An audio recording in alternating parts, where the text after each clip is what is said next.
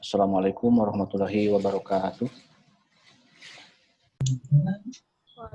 Waalaikumsalam warahmatullahi wabarakatuh. Waalaikumsalam warahmatullahi wabarakatuh. Waduh, ini salah background ya, apa lah? Nah, saya ganti di backgroundnya. Oke. Teman-teman semua, ya, selamat siang. Ya. Kita memasuki bab 2 ya, bab yang memang seperti yang diungkapkan di bab 1 itu ada landasan historis atau sejarah. Jadi memang bab 2 ini tentang sejarah itu sebagaimana halnya sejarah Pancasila yang diungkapkan di bab awal bahwa ini membutuhkan waktu yang cukup panjang ya, sepanjang lahirnya bangsa Indonesia. Jadi yang ditulis di buku itu bab 2, bagi yang sudah sampai mungkin bukunya bisa Anda sambil baca-baca, itu tidak menggambarkan secara detail ya tentang sejarah Indonesia ataupun sejarah kelahiran Pancasila, karena naskah aslinya itu buku yang saya tulis itu hampir 300 halaman ya, makanya itu di kompres supaya bisa tidak terlalu besar biaya cetaknya. Jadi memang itu memerlukan sebuah pemahaman khusus ya, bukan untuk rekaman video pun tadi saya barusan 2 kelas yang lain saya tinggalkan dulu, bahkan ada yang langsung ikut live karena saya telah membuat sebuah 3 video yang sudah diupload dan 2 video lagi yang untuk pendalaman ya materi bab 2 dengan para tokoh-tokoh maupun para dosen dan penulis lain di bab 2. Jadi saya mencoba metode diskusi ya, dan informasinya kayak seperti halnya yang bab komunis, biar tidak hanya saya sendiri yang memberikan informasi. Nah, untuk part pertama yang tadi teman-teman semua absen, itu saya dengan orang tua saya, dengan senior saya juga di kampus ini, itu membahas part 1 ya tentang kapan dan bagaimana Pancasila itu dilahirkan. Bahkan memang itu tidak detail dari awal ya, dari awal bab 2. Itu langsung dari masa pergerakan nasional ke proklamasi. Dan sudah ada 6 ataupun 5 pertanyaan di sini yang nanti akan saya jawab. Tapi bab 2 ini ya teman-teman semua, dari awal yang ditulis di buku itu kan mengawali masa kelahiran bangsa Indonesia ya. Jadi kalau berbicara bangsa Indonesia itu kapan mulai adanya ya. Karena ini debatable juga ya masalah apa itu bangsa, yang dalam pengertian yang paling populer dari bangsa adalah sekumpulan manusia yang memiliki tujuan yang sama. Kenapa manusia itu bisa berkumpul dan memiliki tujuan yang sama? Karena beberapa alasan ya. Tapi tidak semua orang berkumpul lalu akan menjadi bangsa misalnya. Ada orang berkumpul di dalam kereta api misalnya, dari stasiun Tasik ke Jakarta. Itu kan orang berkumpul dan tujuannya sama, mau ke Jakarta. Tapi kan itu bukan disebut sebuah bangsa. Atau dalam terminal, atau dalam konser musik misalnya, kan sama, berkumpul dan tujuannya sama, mendengarkan konser musik misalnya. Nah, bangsa itu orang berkumpul itu karena bisa mungkin karena satu nasib ya. Nasib itu ya beda-beda ya. Nasib kita misalnya berkumpul dalam satu bangsa karena ada penjajahan misalnya. Makanya semua yang merasa terjajah itu merasa satu nasib. Sehingga lahirlah bangsa Indonesia. Kalau bangsa-bangsa lain itu berkumpul karena memang satu persamaan nasib atau persamaan latar belakang. Apakah karena persamaan ciri misalnya ras ya, bisa karena satu bahasa, satu agama. Makanya kalau bangsa-bangsa lain itu lahirnya itu ataupun berbentuknya itu karena satu ciri yang sama maksudnya. Jadi bangsa-bangsa yang sekarang menjadi negara ya. Kan ada konsep bangsa, ada konsep negara. Nah, yang sekarang bangsa yang ada di dunia itu adalah negara bangsa ya, nation state itu kebanyakan mereka dalam satu ciri yang sama. Kalau satu agama kan mudah untuk dikumpulkan. Satu bahasa itu mudah, satu ras itu mudah. Dan kita memang hanya sedikit dari sekian bangsa dan negara yang terkumpul dalam satu keragaman budaya atau multikultural ya. Saya kurang suka dengan istilah pluralisme ya, atau pluralisme. Lebih suka dengan multikultural. Nah, Kemudian ya tidak banyak ya, mungkin hanya Malaysia juga yang tetangga kita yang dianggap multi budaya kan tidak seragam Indonesia ya. Di Malaysia hanya ada Ipin, Upin, ada Meme, ada Jajrit gitu kan. Coba kurang lebih ada 3 mungkin ya, 3 ras. Amerika lebih kompleks, tapi kan Amerika tuh bukan asli ya. Tapi semua bangsa-bangsa yang ngumpul itu semua ras di dunia. Kemudian dibaiat menjadi Amerika. Makanya ada Americanization ya, proses pengamerikaan orang Amerika itu istilahnya. Nah, ya bangsa itu kan dalam definisi lain ya itu dalam bukan hanya sebatas keadaan yang muncul tiba-tiba ya. Kalau dalam Islam misalnya dalam landasan adalah landasan yang mengatakan dalam Al-Quran surat Al-Hujurat ayat 13 kalau nggak salah ya. Inna akramakum indallahi atqakum. Allah itu menciptakan manusia itu berbangsa-bangsa dan bersuku-suku. Jadi ta'arufu, jadi untuk saling mengenal gitu ya.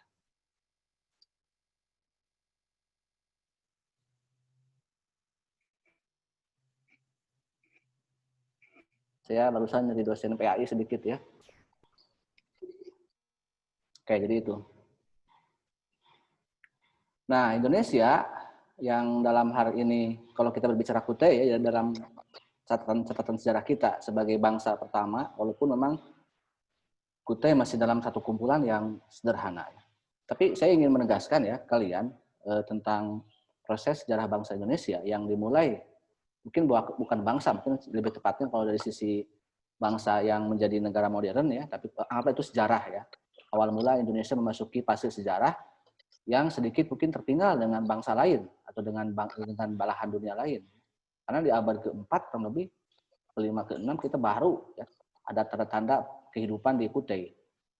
Sedangkan di peradaban di timur saja di Mesopotamia, di Persia misalnya, di Mesir, apalagi di Romawi, di Yunani itu sudah ribuan tahun sebelum Masehi sudah ada peradaban yang tercatat dalam sejarah gitu kan.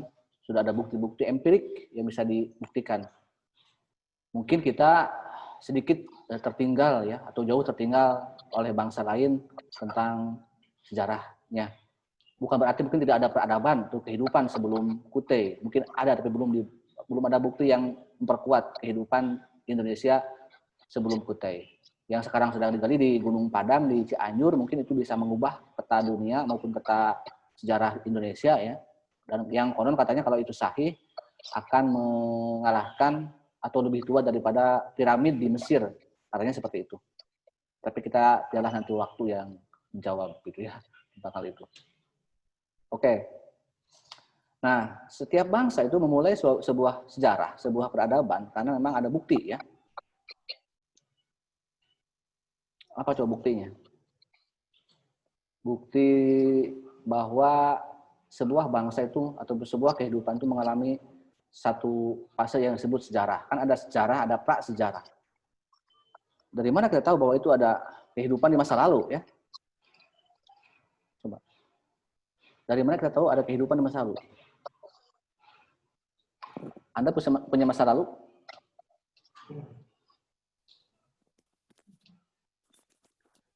Oke. Saya akan bertanya secara random ya. Yang hari ini sedang ulang tahun dulu ya. Happy birthday. Happy birthday. Happy birthday to you. Oke, kayaknya ini Azira ya sedang ulang tahun ya. Enggak, Pak. Kenapa kamu nggak ulang tahun tuh? Kelewat. Udah saya kasih hadiah kalau hari ulang tahun. Bintang kamu ulang tahun? Enggak, Pak. Kenapa tuh ya kenapa hari ini? Atau berarti ada yang patah hati hari ini? Coba, ada yang sedang patah hati hari ini? Oke, Azira, kira-kira apa bukti bahwa manusia itulah mengalami fase sejarah atau memasuki era sejarah? Apa yang bisa diketahui? Apa buktinya lah?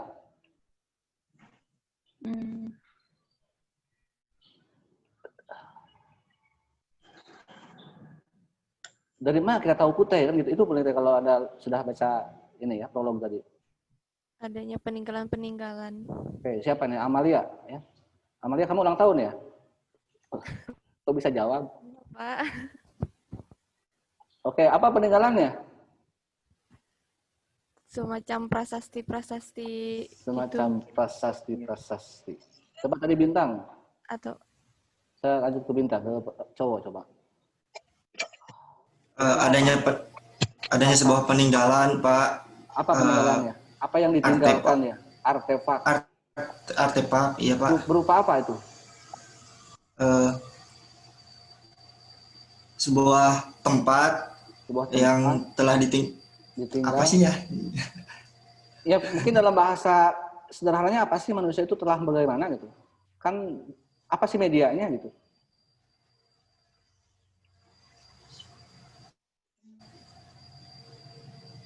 Coba setelah manusia itu bisa bagaimana? Ketika manusia itu bisa meninggalkan sesuatu yang dapat kita tahu hari ini gitu.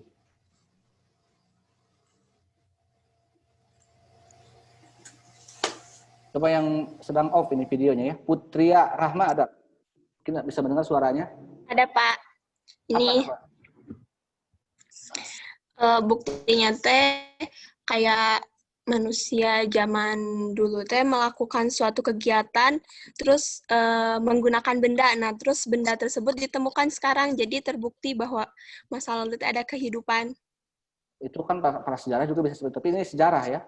Kalau pra sejarah ya bukti itu bisa, tapi yang ini yang memperkuat bukti sejarah apa gitu? Apa peninggalannya? Apakah meninggalkan luka yang amat dalam misalnya? Meninggalkan prasasti. adanya Ya, prasasti. coba sebutkan nama. Sebutkan atau saya panggil dulu ya. Yang coba yang hanya ada namanya nih, Resta Setiana Ramadan. Yang lahir di bulan Syawal di bulan Ramadan ya. Pak Dir, Pak. Ya, apa jawabannya? Ada bukti peninggalan kayak gitu, Pak. Apa yang ditinggalkan ya? Prasasti, Yupa. Oke. Iya, betul. Bendanya kan ada saya sebut, tapi kenapa? Dari mana kita tahu bahwa itu ada prasasti, ada Yupa misalnya di Kutai? Lalu dari mana kita tahu apa yang ditinggalkan dari apa sih bendanya, apa sih prasasti itu? Dalam benda apa? Ya? Batu ya. Bangunan. Lalu kenapa dalam batu itu ada apa dalam batu itu? Tulisan. Oke. Jadi sebenarnya udah ya coba sekarang off-kan lagi audionya. Jadi sebenarnya manusia itu memulai sejarah ketika telah mengenal tulisan ya. Jadi yang bisa dibaca ya. Karena kalau bahasa hati, bahasa qalb itu tidak bisa dibaca oleh apalagi ya oleh masa depan ya, oleh kita pun saya tidak bisa membaca ya bahasa isi hati kalian semua gitu kan. Karena bukan bahasa tulisan. Dan yang mungkin yang harus kita pahami kenapa menulisnya itu dalam sebuah batu medianya. Bukan menulisnya di status misalnya di WA-nya atau di Facebook-nya gitu ya. Coba. Kenapa manusia masa lalu itu menulisnya di batu gitu ya? Atau di media yang lebih mudah, mungkin air atau tanah lah ya. Biar lebih mudah untuk dicoret-coretnya gitu. Kenapa harus dalam batu gitu? Izin menjawab, Pak. Silakan Azira. Ya? Bisa ulangi? Akan hilang kalau misalkan udah lama juga si bekas tulisan itu nggak akan hilang. Oh iya, jadi memang ya itulah salah satu kenapa disebut sejarah atau peradaban ya, karena manusia itu berpikir bukan hanya untuk kepentingan sesaat, tapi untuk esok harinya ataupun masa depannya gitu. Jadi agar dapat terdokumentasikan ya oleh masa selanjutnya. Makanya pada perkembangan berikutnya itu sejarah manusia itu berkembang ya, teknologi tulisan itu. Bukan lagi menulis dalam sebuah batu ataupun sebuah media yang konvensional, tapi sudah dalam bentuk buku misalnya, dalam cetakan-cetakan buku kemudian didokumentasikan dan diperbanyak dalam perpustakaan dan sebagainya. Itu kan ciri-ciri perkembangan manusia. Bahkan sekarang sudah digital dan sebagainya gitu. Nah, jadi kalau misalnya Anda pun ingin dikenang oleh masa depan, oleh masa sejarah yang akan datang, ya buatlah Anda sebuah karya tulis yang melegenda, gitu ya. Misalnya kalau Anda mau dalam buat sebuah prasasti, misalnya yang hari ini ada yang jadian misalnya, gitu kan, buatlah sebuah tulisan dalam batu di dekat sungai misalnya, gitu kan. Misalnya hari ini tanggal cantik ya, 10/10/2020, benar loh tanggal cantik ya. Misalnya antara Agus dan Neng misalnya gitu kan di batu itu.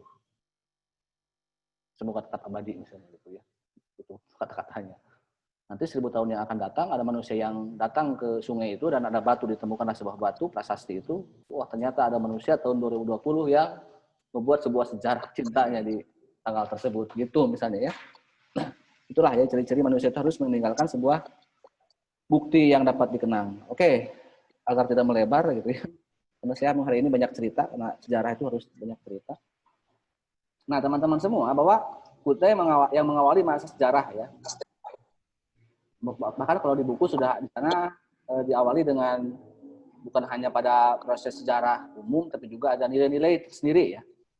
Nah, Pancasila yang merupakan dasar negara kita, yang dijadikan sebuah nilai dasar bernegara, itu kan sebuah tatanan kehidupan yang sudah berlangsung dari masa awal sejarah bangsa. Di masa-masa Kutai pun sudah ada kehidupan beragama misalnya. Itulah keunikan bangsa kita ya. Jadi menggali sebuah ideologi bangsa itu dengan galian-galian sejarahnya. Bukan hanya dengan indoktrinasi pemikiran seseorang atau tokoh. Tapi menggali nilai yang ada di setiap fase kehidupan.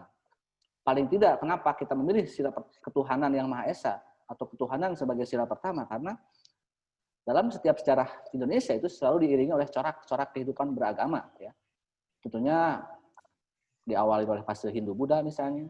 Di sana kehidupan keagamaan sudah ada. Nilai kemanusiaan, nilai persatuan, kerjasama kan membangun sebuah kerajaan itu membutuhkan sebuah gotong royong. Itu kan. Bahkan kalau berbicara ketuhanan ya, sebelum masa sejarah pun di prasejarah, di era nenek moyang kita yang sebelum masuk agama-agama yang sekarang dianut oleh bangsa kita, itu ada keyakinan yang tradisional yang disebut dengan animisme, dinamisme. Artinya bahwa di kita kehidupan religius itu sudah ada fondasinya gitu. Makanya ketika ada sebuah paham yang membawa pemahaman keyakinan yang ateis misalnya, itu tidak laku gitu.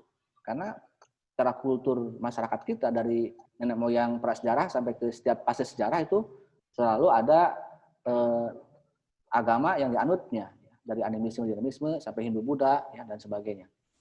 Jadi ada bukan hanya 3 kerajaan yang mungkin ditulis di buku ya, di masa Hindu-Buddha, Majapahit, ada Sriwijaya, tapi juga banyak yang lain. Tapi mungkin kenapa dipilih 3 itu dianggap sebagai fase kehidupan yang sedikitnya itu mewakili semua hal-hal yang menjadi cikal bakal Indonesia ya. Majapahit yang mempersatukan Nusantara ya, yang kebetulan juga di Jawa itu banyak nilai-nilai yang mewarnai kehidupan ketatanegaraan ya, termasuk Pancasila sendiri dari bahasa Majapahit ya.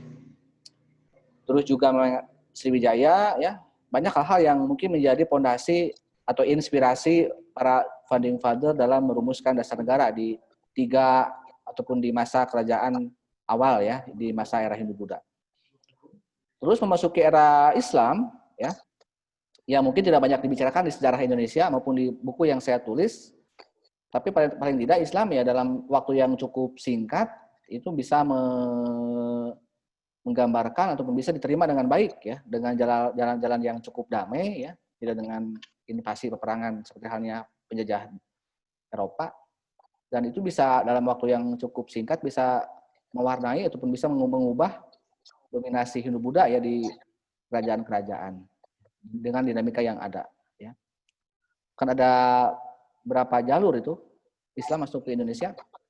Ada yang pernah tahu?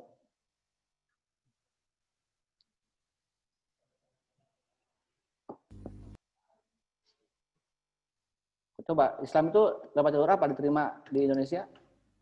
Nah, ini Islam akan menjadi sebuah agama yang Perdagangan. ya, perdagangan ya. Sama halnya ketika nanti masuk kolonialisme ya. Mereka ada misi ekonomi. Tapi kalau Islam memang bukan hanya kenapa menjadi bahkan bisa menetap ya. bisa menjadi orang-orang Timur Tengah atau orang-orang yang dari luar Indonesia, bahkan menjadi pribumi gitu kan. Makanya kalau kategorinya etnis Arab, maaf, yang membawa agama Islam itu dianggapnya pribumi gitu kan. Beda dengan etnis yang lain dan nanti diklasifikasikan di era pergerakan nasional ya. Karena memang menyatu ya dengan rakyat, jadi langsung bedanya kalau agama lain kan Hindu Buddha itu memang ada kasta-kasta ya. Jadi kalau Islam langsung kalau bahasa PKI itu grassroots ya, ke akar rumput. Apalagi dengan perkawinan ya, itu dapat mudah sekali dalam menyebarkan. Bahkan sejarah Siliwangi pun ya dengan Kian Santang mungkin masih ada filmnya di sinetronnya di MNC itu kan bagaimana ya proses keyakinan antara Prabu Siliwangi yang masih Hindu kemudian anaknya yang sudah Muslim gitu ya. Itu kan salah satu bukti bahwa memang ada proses seperti itu ya. Jadi ini dulu ada sedikit cerita ya kenapa dengan jalur perkawinan. Mungkin ini hanyalah cerita yang tak terus-terus dalam novel apapun gitu. Tapi ada mungkin cara-cara PDKT ketika mau mengajak ini ya, ketika orang Muslim misalnya mau ketika ada kan tidak langsung ajak nikah, neng nikah yuk, enggak kan ya, pasti udah di ayah PDKT lah ya. Ya mungkin dalam bahasa-bahasa yang halus ya dengan cara-cara yang syariah itulah ini juga pendekatannya. Benar ya Pak Ustadz? Jadi mungkin gini, neng, udah sholat belum? Belum, ya. Oh iya, kalau belum ya, biarlah nanti abang jadi imammu.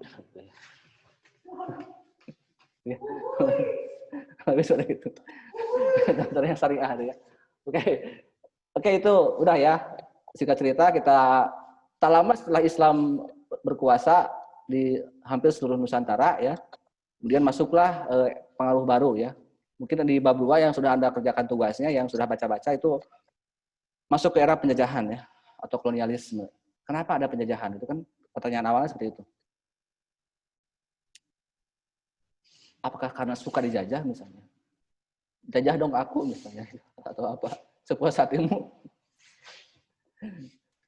Kenapa ada penjajahan ya dari bangsa Eropa khususnya?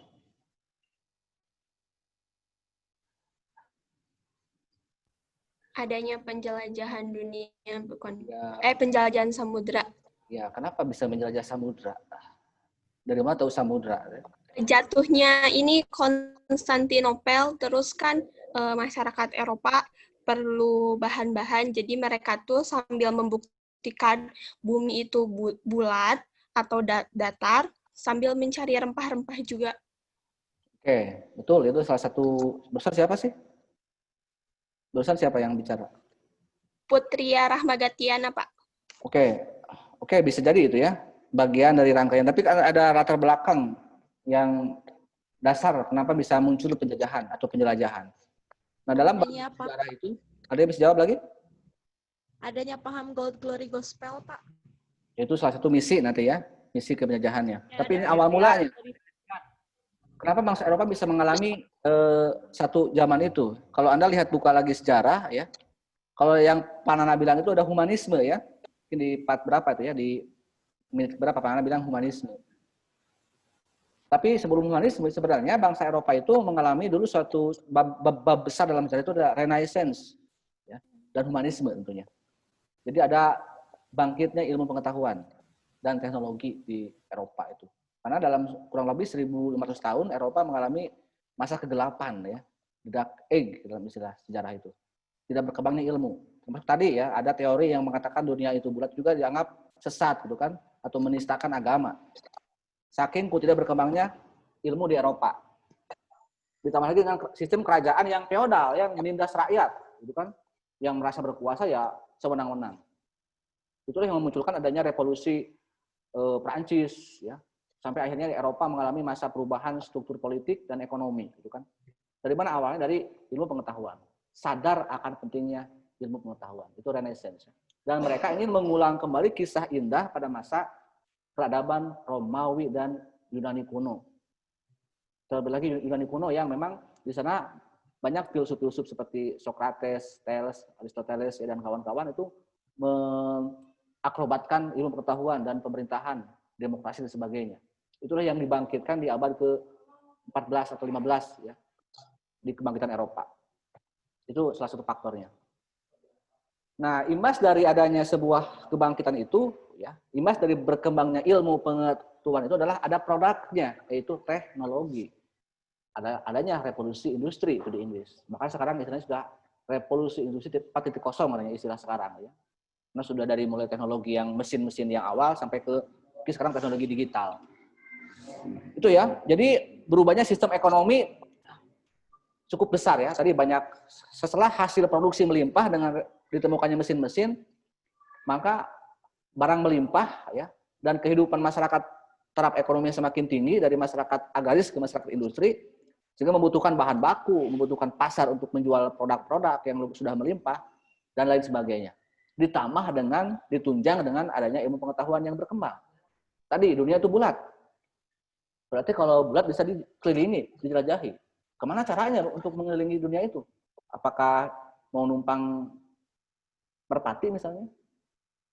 Ataupun lewat Indonesia misalnya? Kan tidak ya. Tidak dengan cara ilmu kayak ini kan, dalam film-film gitu kan. Terus ada yang rasional tuh kan. Ditemukanlah alat misalnya teknologi kapal laut ya, kapal layar. Biar lebih lalu kemana arahnya? Kan tidaklah hawala misalnya, kemana ya? Komander, berarti orang berlayar gitu kan. Ada petunjuk arahnya. Mungkin ada kompas tuh kan. Kalau mau ke Cigalontang itu arahnya kemana kan gitu ya. Kalau mau ke Cikatobas tuh kemana arahnya gitu. Ada petunjuk arahnya. Biar tidak tersesat ya dalam perjalanan. Saat muncullah invasi ataupun ekspedisi orang-orang barat ya. Mungkin tokoh-tokohnya banyak ya yang menemukan benua Eropa, yang menemukan Asia, yang menemukan Amerika ya. Yang menemukanmu juga mungkin banyak gitu ya. Oke, itu. Jadi singkat cerita kita pun bagian dari sebuah wilayah yang ikut dikunjungi ya, dijajahi oleh bangsa-bangsa Eropa. Dan abad ke-16, tepatnya tahun 1511 datanglah ya bangsa mana yang pertama kali datang ke Nusantara? Portugis. Ya betul ya. Datanglah Portugis. Di Selat Malaka. Berlabuhlah Portugis di Selat Malaka ya. Kemudian disusul oleh Spanyol. Nah, Spanyol. Bentar ya, ada pengumuman.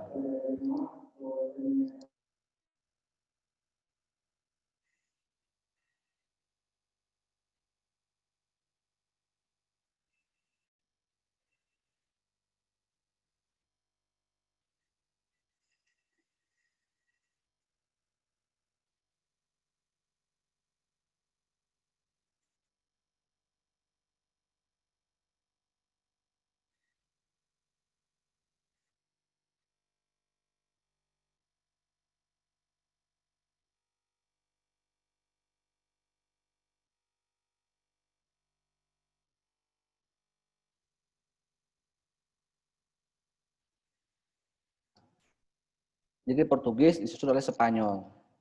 Tapi lalu bagaimana setelah itu? Kisah selanjutnya. Kan kita kedatangan Portugis Spanyol. Ini kan awal mula adanya penjajahan ya. Lalu apa? Ada cerita apa dalam sejarah kita setelah adanya Spanyol Portugis itu? Apakah berlanjut cerita bersama Portugis Spanyol atau tidak? Kalau nggak salah ya Pak, izin menjawab. Kalau nggak salah benar itu ya. Apa siapa? Ya, takutnya lupa. Kalau nggak salah kan yang pertama ya. yang pertama datang ke Selat Malaka itu kan Portugis. Terus Portugis berusaha menguasai Malaka. Terus orang-orang tuh kayak yang udah menganggap Portugis menjajah, datangnya Spanyol. Pertamanya mereka tuh menganggap Spanyol juga bakal menjajah, tapi lama-kelamaan menganggap Spanyol itu bakalan ngebantu rakyat Malaka untuk mengusir Portugis. Apakah hanya cerita Spanyol dan Portugis saja di penjajahan itu? Coba lihat. Inggris. Coba yang semakin ini, coba Anda berpikir, apakah hanya tiga yang akhirnya kita ini akhirnya kemana gitu arahnya? Belanda, Pak. Belanda. Datang. Ya. Tapi kenapa kan? Nah ini kan, jadi yang mungkin begini kalau bahasa sederhananya akan saya sederhanakan ya. Jadi yang PDKT-nya adalah Portugis gitu ya. Yang PDKT itu Portugis, tapi jadiannya dengan Belanda gitu.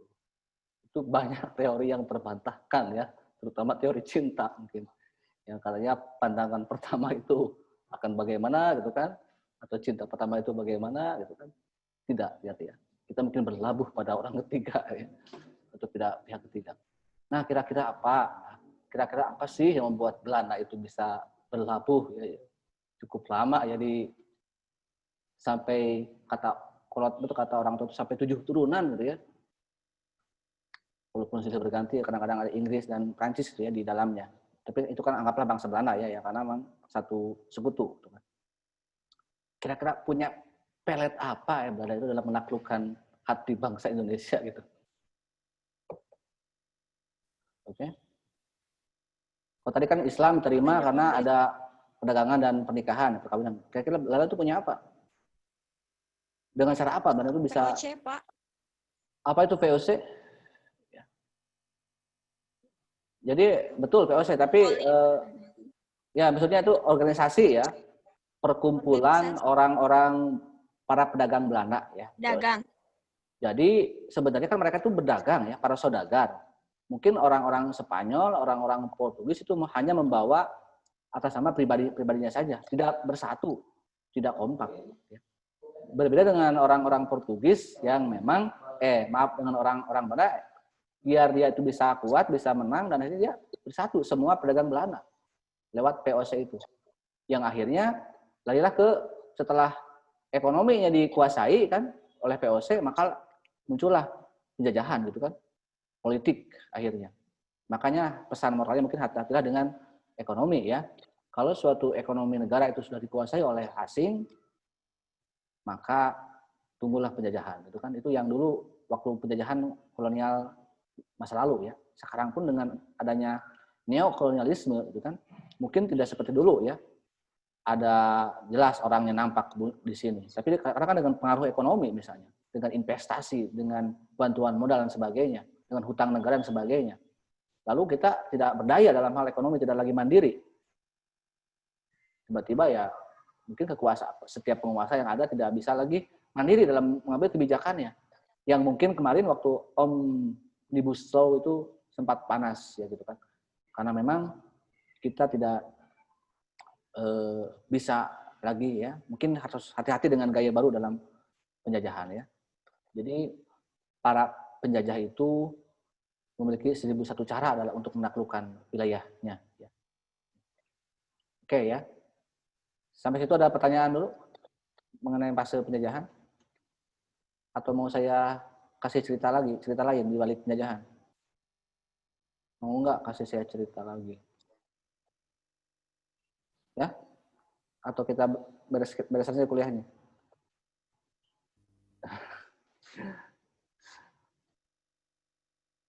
Oke, itu ya tentang penjajahan bangsa Belanda yang pada akhirnya itu berkuasa ya.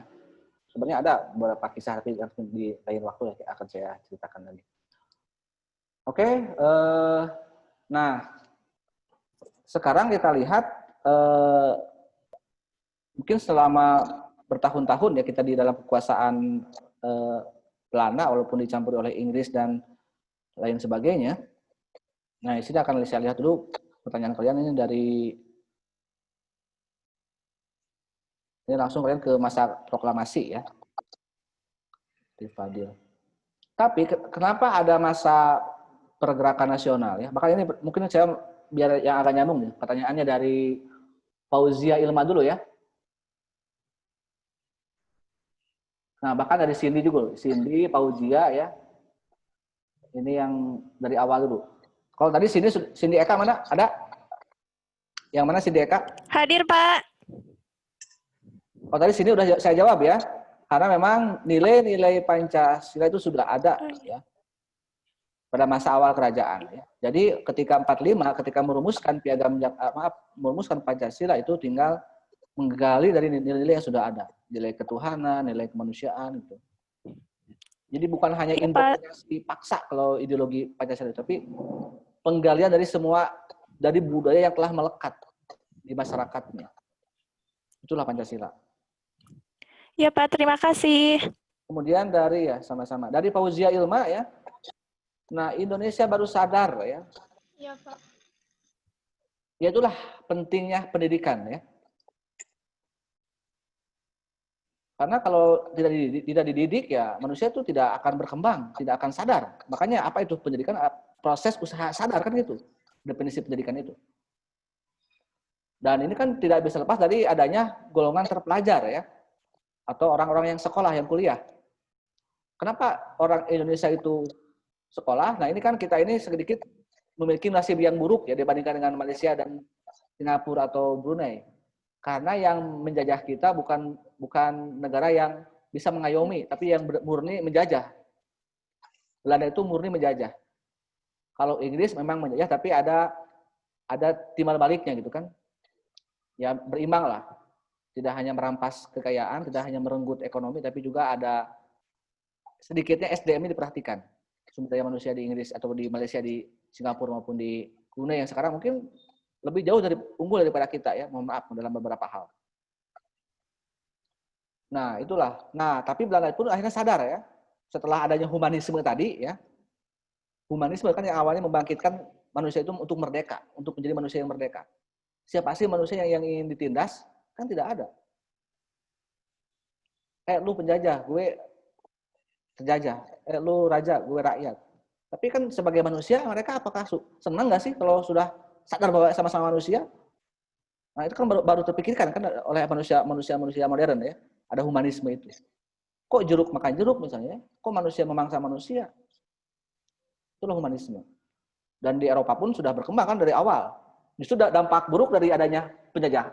Dampak buruknya humanisme anehnya kan humanisme di Eropa atau dampak buruk dari berkembangnya Utrecht di Eropa adalah penjajahan kan gitu. Tapi beruntung diimbangi dengan adanya humanisme, gitu kan? Untuk perlawanannya. Humanisme yang melahirkan liberalisme, individualisme kan dari liberal kan individualis, muncullah paham yang disebut dengan nasionalis dan akhirnya merdeka gitu kan. Karena tidak mau terjajah.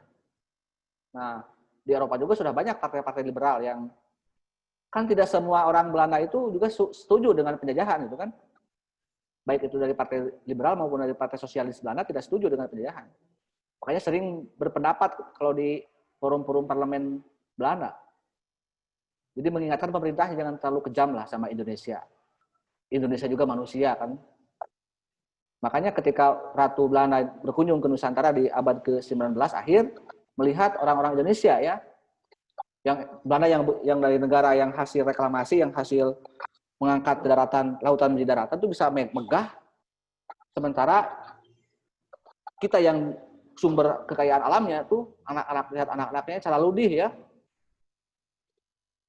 cara lutak, gitu kan, darkil, itu kan, lalu citrek mungkin gitu ya. Jadi tidak melihatlah sedih itu melihat akhirnya kan terketuk hatinya juga ya si ratu itu. Itulah awal mula adanya politik etis atau politik balas budi dari Belanda. Ya, katanya ada paham humanisme. Tokohnya adalah Van de Venter ya, tokoh Belanda yang membawa paham humanisme ke kita, ke Nusantara.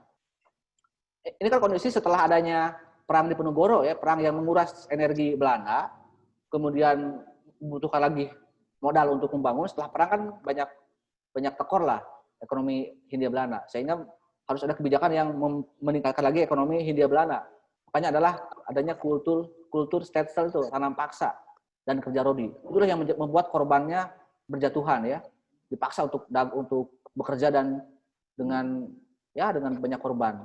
Itulah kenapa akhirnya balas budi dari Belanda. Dengan cara apa? Dengan menyekolahkan anak-anak di bumi. Oke, ada dulu ya.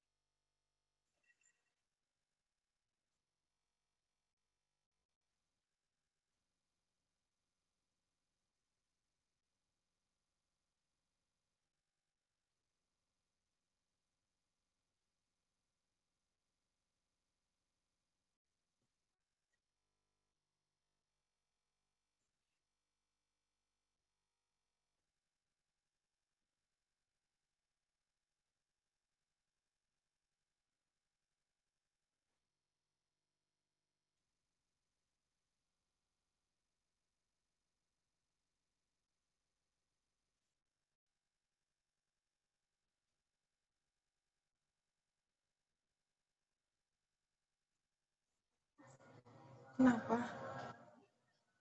Nggak tahu aku juga.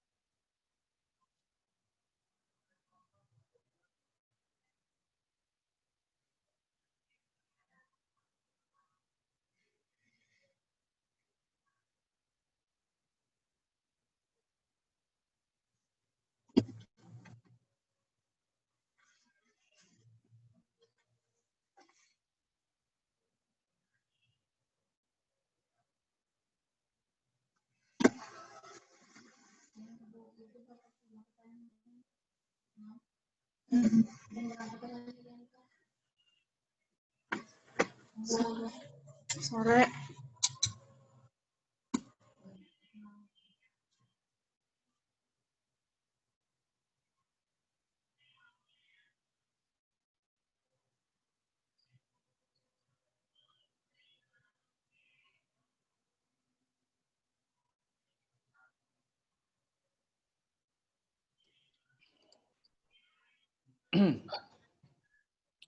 Oke, kita lanjut.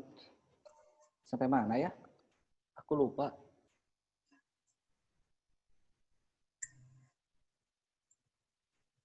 Sampai ke politik etis ya. Jadi inilah cikal bakal adanya paham-paham yang menjadi fondasi dalam bernegara ya. Nah, mereka itu sekolah yang walaupun tidak semuanya sekolah ya, hanya mereka yang memiliki kesempatan. Apakah anak-anak berdarah biru lah, seperti Soekarno, Hatta yang memiliki ekonominya yang di atas rata-rata lah.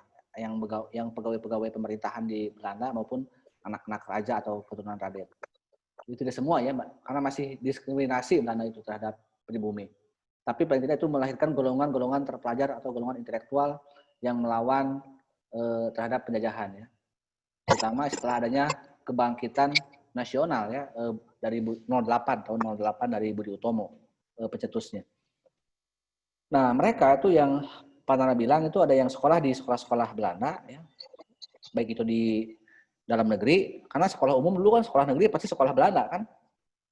Kalau dasarnya yang mereka melanjutkan ke Amerika, ke Belanda, itu kan kuliah dan sebagainya.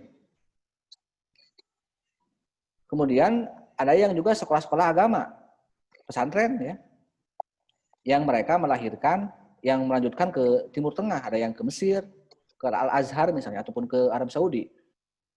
Yang ketika pulang ke Indonesia, itu mendirikan ormas-ormas Islam, seperti Muhammadiyah oleh Ki Bagus, oleh Ahmad Dahlan, NU oleh Hasyim Asy'ari, itu kan satu perguruan di Amerika, di Arab Saudi. Masuk yang mengarang kitab apa yang Kak Aceng yang mengarang kitab itu siapa? Yang mengarang kitab Sapinah tuh?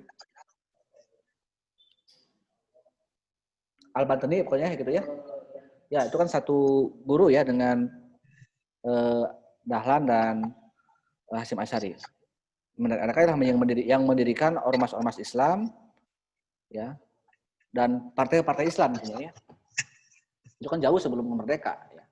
Itulah yang nanti akhirnya mereka tergolong dikategorikan sebagai kelompok Islam atau golongan Islam ya. Syekh Nawawi ya, itu yang satu sekolah ataupun satu perguruan dengan tokoh-tokoh NU dan Muhammadiyah tadi. Bahkan juga yang minggu lalu saya jelaskan Syarikat Islam juga sama ya. Fondasi-fondasinya sudah ada dari Islam dan nasionalisme itu. Yang muridnya Muso Soekarno dan siapa tuh yang DITI itu? Yang DITI, itulah intinya. Jadi, nah yang lainnya yang golongan-golongan nasionalis itu juga yang sama ya. Mereka juga melahirkan kelompok-kelompok nasionalis ya. Seperti halnya tadi Soekarno, Muhammad Yamin, karena mereka di sekolah-sekolah umum. Artinya memang sekolah itu menentukan akhirnya pemikiran ya, karena proses indoktrinasi kalau sekolah itu kan pendidikan itu. Itulah ya gambarannya. Walaupun nanti ada paham komunis yang udah saya kupas habis, itu kan dibawa oleh orang Belanda sendiri ya, oleh Snapchat itu. Nah itulah teman-teman semua ya tentang adanya kesadaran akan pentingnya kemerdekaan. Karena setelah terdidik manusia itu, barulah sadar bahwa itu terjajah. Gitu kan? Oke. Lanjut ya ke pertanyaan ya. Yang biar step by step pertanyaannya. Tadi dari maksud ada penjajahan baru sadar. Kemudian tadi nilai Pancasila sudah ada sejak zaman dulu. Nah, Soekarno 1 Juni ya. Kenapa? Oke. Aduh.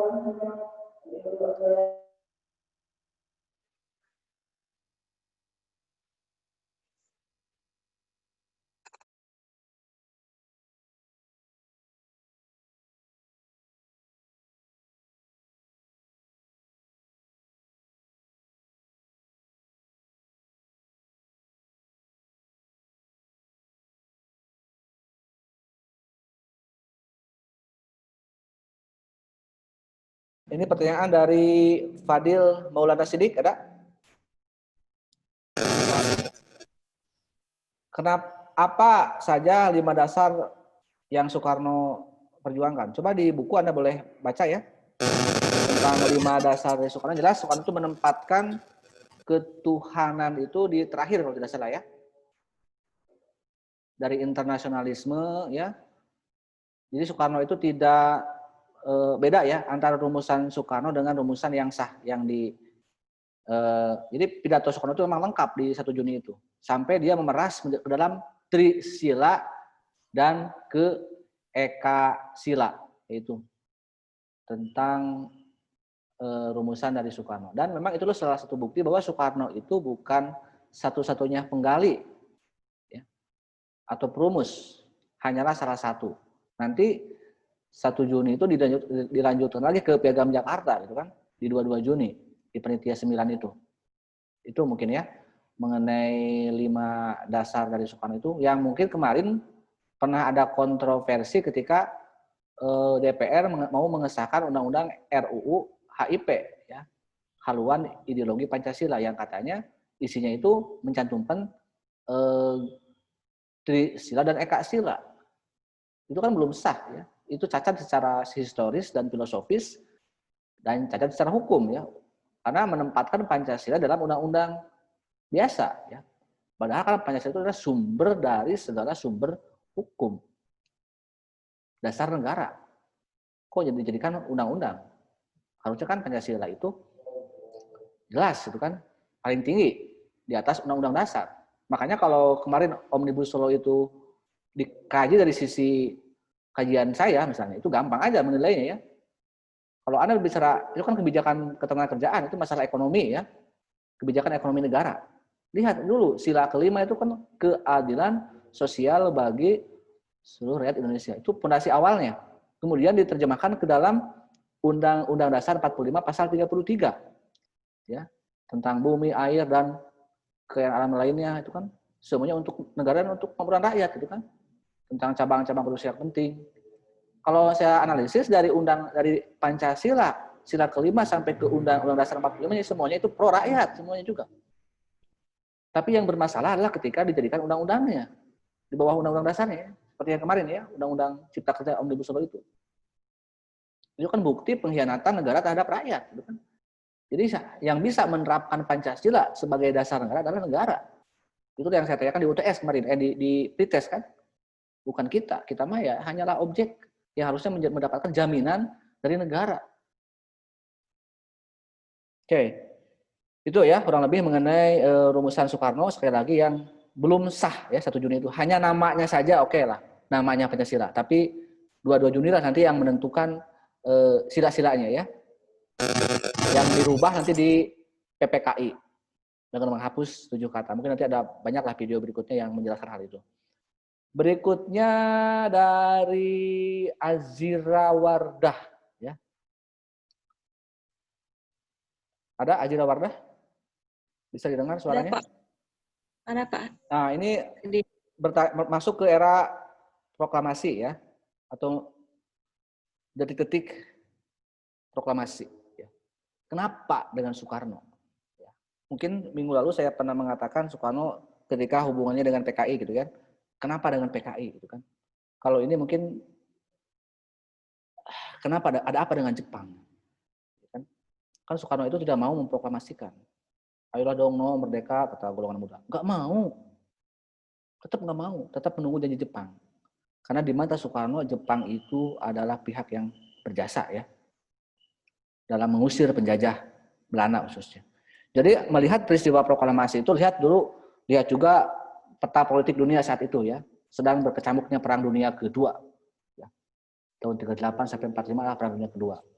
Di mana yang berperang adalah blok Barat itu blok sekutu ya Amerika. Masih bersatu juga ya Amerika Soviet melawan fasis dan Nazi Jerman ya. Jadi Italia 3 negara ya, Italia, Jerman, dan Jepang di Asia. Jadi bagian dari fasis Jepang itu, fasis Asia. Dan Jepang memiliki kewajiban dalam mengamankan atau mengusir lawan-lawan perangnya di Asia. Makanya ada propaganda 3A ya. Nippon Cahaya, Nippon Pelindung, dan Nippon Pemimpin Asia. Itu membawa propaganda. Jadi Jepang itu untuk kepentingan politiknya, bukan semata-mata ingin memajukan Indonesia. Tapi ya bagi kita, bagi Soekarno, kita menyambut baik Jepang ya. Welcome to Indonesia ya, diberi karpet merah. Dan memang betul Jepang berhasil sampai tak berdaya ya. Setelah peristiwa Pearl Harbor ya menyerang pangkalan militer Amerika di Hawaii, kemudian bisa menaklukkan, mengusir Belanda seketika ya. Itulah ya, jadi Jepang itu menjanjikan kemerdekaan. Jadi janji pertama Jepang itu. Padahal itu hanyalah PHP Jepang itu ya. Hanyalah ngabebenyokkeun ya. Setelah beberapa tahun kan akhirnya Jepang oke lah daripada ngaraco orang Indonesia misalnya ya. Bahkan makanya kan orang bilang bahwa Jepang itu lebih menderita katanya dibandingkan dengan Belanda, lebih menderita oleh Jepang. Bahkan ada pahlawan yang paling fenomenal dari Tasik ya, yang menjadi pahlawan nasional dalam sejarah Indonesia. Hajet gitu ya. Yang sekarang menjadi jalan yang ada AP-nya itu di kota Tasik gitu kan. Itu adalah satu bentuk perlawanan terhadap Jepang ya. Nah, itu ya kurang lebih. Jadi Jepang baru mereka sadar tahun 45 itu pun atas desakan atau hadiah ulang tahun katanya. Jadi tadi makanya saya tanya ya, di birthday-nya mungkin dulu Kaisar Jepang sedang Sweet 17 mungkin ya, jadi harus hadiahnya pun harus yang spesial, yaitu hadiahnya adalah kemerdekaan ya pada Indonesia. Sehingga itu sebenarnya bentuk penghinaan ya bagi kita, Jepang menjadikan kemerdekaan. Makanya dibentuklah panitianya, Badan Penyelidikan BPUPKI-nya dan lain-lainnya. Itu kan bentukan Jepang ya, BPUPK, PPKI dan sebagainya itu bentukan Jepang. Nah, kemudian di bulan Agustus 45 itu kan Jepang sudah semakin tersudutkan ya, dalam tanda kutip, karena sudah mulai kalah. Khususnya setelah peristiwa Hiroshima dan Nagasaki tanggal 6 dan 9 Agustus. Nah, dalam hukum perang itu kan Jepang sudah tak lagi berkuasa di kita, tidak lagi memiliki hak karena sudah kalah secara apa ya, tanpa menyerah tanpa syarat ya gitu. Mungkin dalam hukum perkawinan itu sudah talak tilu lah Jepang itu ya, sudah otomatis talak tilu. Jadi kita itu dalam masa kekosongan kekuasaan, vacuum of power ya, di era tanggal 10 sampai dengan 16 Agustus. Jadi jomblo lah kita, digantung, bingung kan. Jepang sudah tak berdaya harusnya. Belanda yang mungkin dulu itu sang mantan tak kunjung-kunjung datang gitu kan. Kapan kau kembali gitu. Dan uniknya Soekarno tidak mau lagi memproklamasi, bayangkan ya. Ketika kita dalam keadaan yang tak menentu ya, galau, ditinggal pergi dan yang harusnya tak kembali lagi gitu kan. Memang sih tak diharapkan sebenarnya. Kita tak mengharapkan sang mantan kembali saat itu ya gitu. Mas sudah cukup pedih lupa ini selama 3,5 abad ya, oleh Belanda gitu. Maka harus jatuh lagi ke pelukan Belanda. Tapi kan Soekarno tetap tidak mau. Maka nah kan Jepang juga, itu kan bukti bahwa Jepang ngasih PHP. Jepang membatasi informasi ya. Apalagi Soekarno Hatta dan Dr. Rajiman itu dibawa holiday terus ya ke Saigon kemana gitu, diajak jalan-jalan supaya tidak tahu berita-berita tentang kekalahan Jepang. Sedangkan golongan muda, mungkin para mahasiswa saat itu, mereka agresif mendengar informasi, wah Jepang udah kalah nih, apa sikap kita?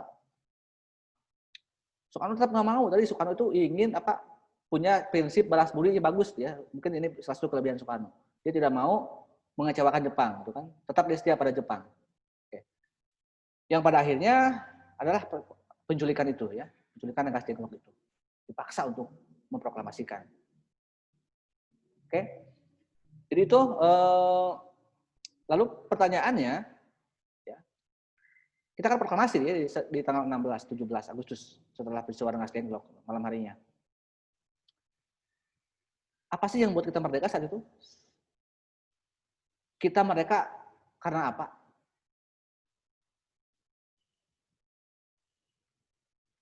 Coba. Karena adanya kebangkitan nasional. Iya. Kan terbangkit-bangkit kan, gagal terus. Nggak ada yang berhasil kita raih cita-cita nasional itu. Coba apa sih yang kita raih saat itu? Apa kita berhasil mengalahkan Belanda? Coba, siapa yang membuktikan bahwa Indonesia berhasil mengalahkan Belanda? Ada nggak buktinya? Tidak ada. Siapa yang mengalahkan Belanda? Jepang. Yang mengalahkan Jepang di Hiroshima Nagasaki siapa? Amerika. Jadi sekutu kan teman-temannya Belanda. Berarti secara hukum perang kita sudah punya hak. Kita ini sudah hak lagi Belanda tahun 45 bulan Agustus tanggal 10 itu ya. Kalau seandainya tanggal 9 malam atau tanggal 10 Agustus datang lagi Amerika, Inggris ataupun Belanda, ya kita udah jatuh lagi ke pelukan cinta yang lama itu. Bukan tidak terjadi hal itu ya. Seminggu bayangan kita ini ngegantung ya. Coba kalau dalam proses itu kita kan secara logikanya nggak masuk akal. Jepang tidak kalah, Belanda tidak kalah. Lalu siapa yang buat kita merdeka? Coba. Adanya Sumpah Pemuda bukan? Tahun 28 itu cukup lama itu Sumpah Pemuda ya, hanya bersumpah terus. Sumpah ya. Apa coba? Kita merdeka itu karena apa?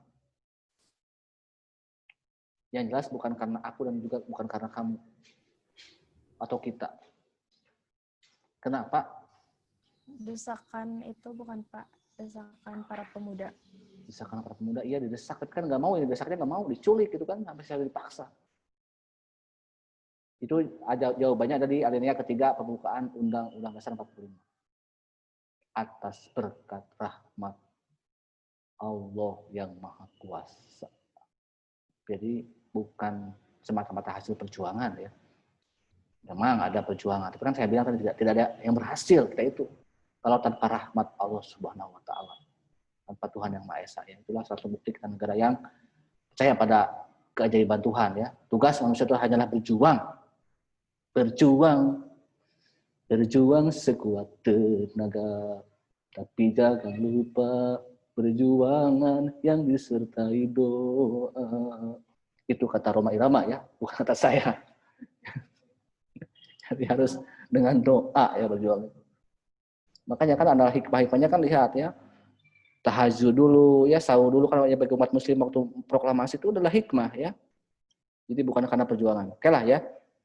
Jadi itulah nilai-nilai luhur penting bangsa kita. Sekarang pertanyaan dari mohon maaf Azira, maksudnya menit ke 14.43. Oh, ini bukan verifikasi ya. Oke, dari Salwa, mana Salwa Aulia? Terakhir ya, ini sudah 1 menit lagi. Saya, Pak. Oke. Kenapa hanya orang Jawa dan Madura saja? Mengapa hanya dihadiri oleh orang Jawa dan Madura saja? Apakah memang hanya mengundang orang-orang Jawa dan Madura? Ini kan keterbatasan informasi ya. Apalagi di sidang BPUPKI 1 itu. Jadi memang tadi yang saya bilang dengan penerapan saya sudah perjelas. Bukan berarti hanya suku Jawa dan suku Madura saja. Tetapi memang kan mayoritas tokoh-tokoh itu kumpul di Pulau Jawa kan. Ya.